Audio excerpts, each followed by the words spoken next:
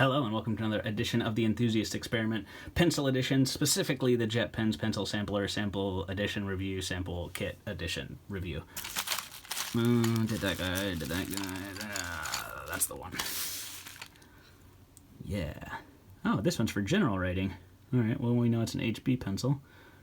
Another Mitsubishi. This one, a little more mature. The 9800 in HB.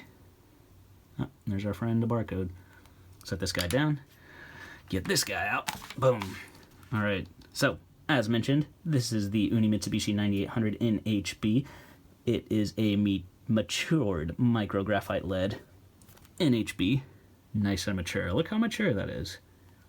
Alright, wood, again, I couldn't clarify, or I guess certify, so I put a question mark. My uneducated guess is that it is some type of cedar. Again, you can see the wood grain there, really nice, sharpens well, smells good. So I'd make the assumption, you can see there the two different wood grains, maybe, possibly, is it, there you go. You can see it kind of. Won't get that close. Oh well. Yep, I'm going to assume it's cedar. Couldn't confirm, so I put a question mark. Body, hexagonal dark green body with gold and white lettering. You can see that beautiful dark green there. Got a little bit of the white lettering here. White lettering there. And boom, that gold. I like how the HB is white carried throughout. That's a nice tie-in there. And looks well with that gold. And you can see back to the tip. Really well-centered graphite. Long point, yeah. No ferrule, no eraser, no end cap, as you can see there, but cleanly finished. Price is about 85 cents per pencil, and they originate out of Japan. And so despite being a higher number, I feel like this is a technically cheaper or lower quality than the 9,000, but let me know in the comments below.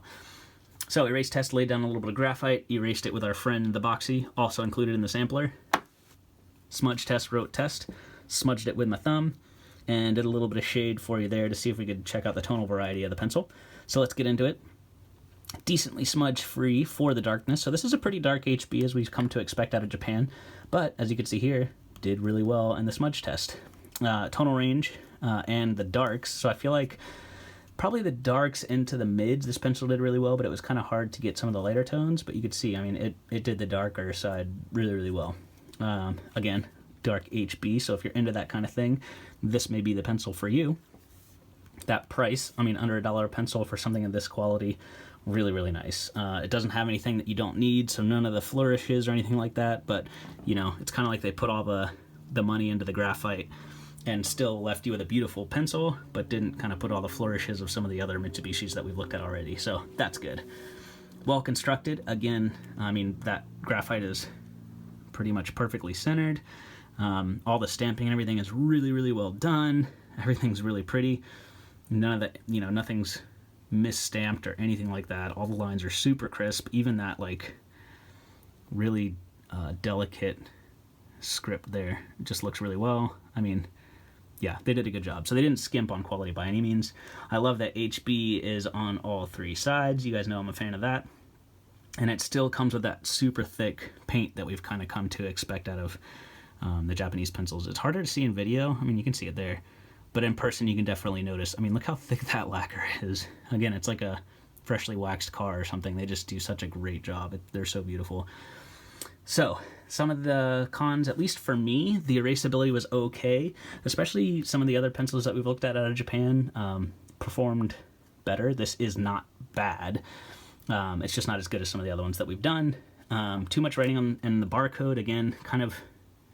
I think this is okay, but maybe if this side was blank or if they switched this over to this side. But I also kind of like that it balances out. Every other side has something on it.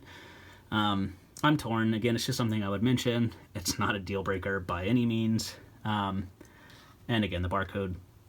But they did put it towards the bottom, so that's nice. At least we can sharpen through that. Again, I wish these SKU numbers were somehow integrated into this or not here, but just getting nitpicky. And again, just a personal preference again, I really like end caps or some type of end dip or something like that, but again, for a pencil for this price that is still this quality, I don't think that's a bad thing. Again, I think they kind of invested the money into the actual graphite and writing performance of the pencil while still giving you a beautiful design pencil, just with none of the flourishes to keep that price down. So pretty cool. I'm a fan. Let's get this out of the way, and we'll add it to our list.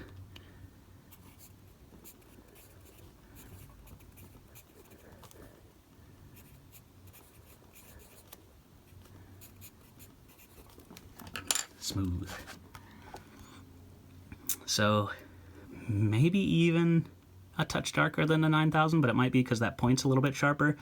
So that's pretty close. It's about the same, I would say. Again, maybe just a tad darker than the Mono 100.